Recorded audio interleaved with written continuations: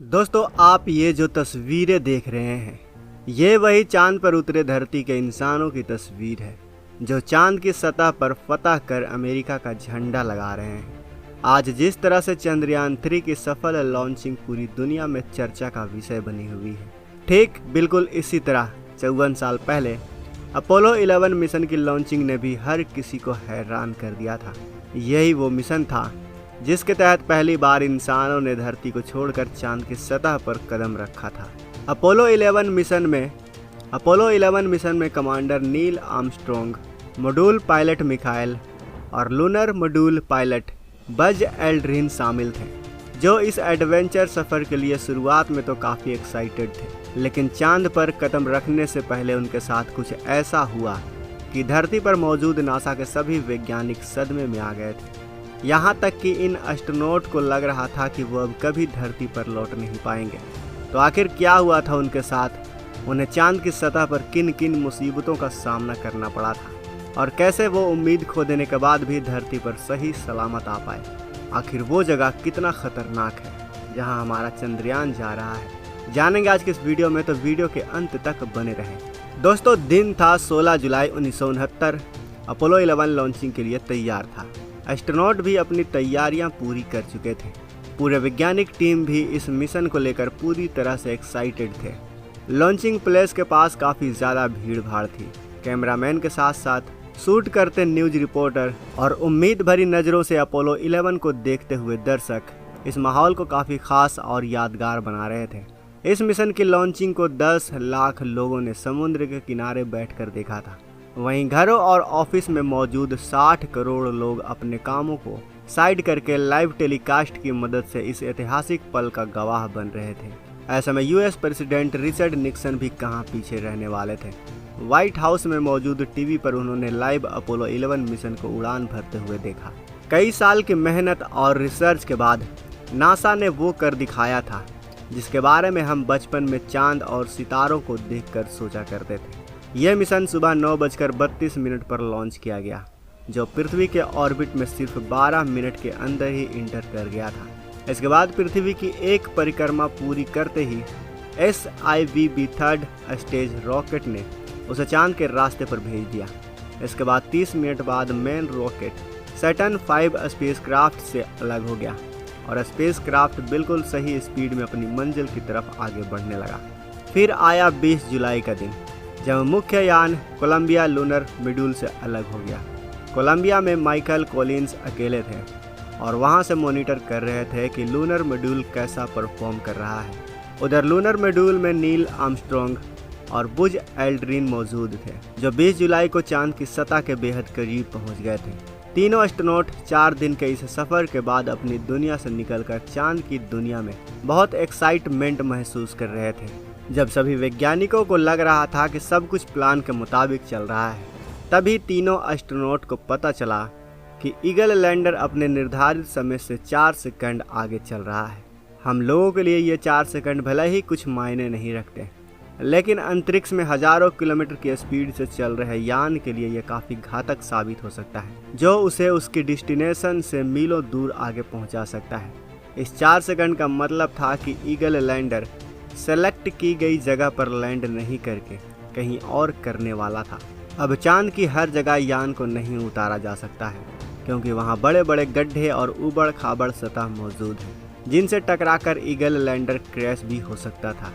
यह ऐसी सिचुएशन थी कि दोनों एस्ट्रोनॉट के पसीने छूटने लगे, क्योंकि यहाँ पर इन्हें पृथ्वी से भी मदद नहीं मिल सकती थी।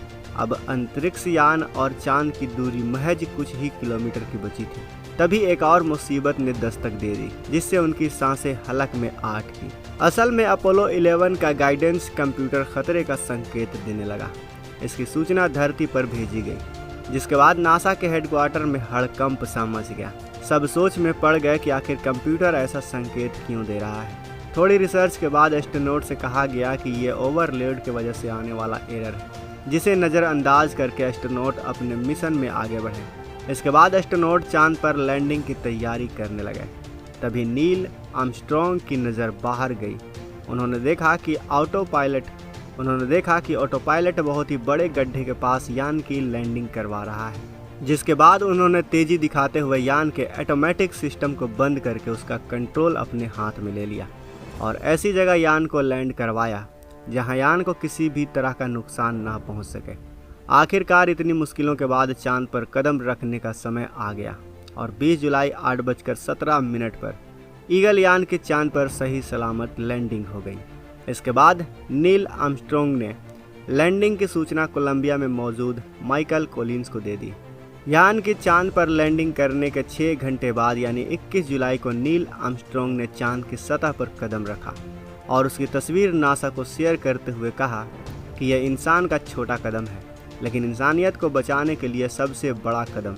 इसके बाद दोनों आर्मस्ट्रॉन्ग ने 3 घंटे तक चांद की सतह पर अलग अलग एंगल से तस्वीरें निकाली, वहां से पत्थर कलेक्ट किए, मिट्टी उठाई और सतह को खोद कर नमूने इकट्ठे किए ताकि नासा के वैज्ञानिक इन सभी चीज़ों की जांच कर सकें और चांद से जुड़े उन रहस्यों से पर्दा उठा सकें जो अभी तक किसी को पता नहीं है। कैमरे से चारों तरफ रिकॉर्डिंग की गई। दोनों एस्ट्रोनॉट कंगारू की तरह उछलते हुए आगे बढ़ते नजर आए।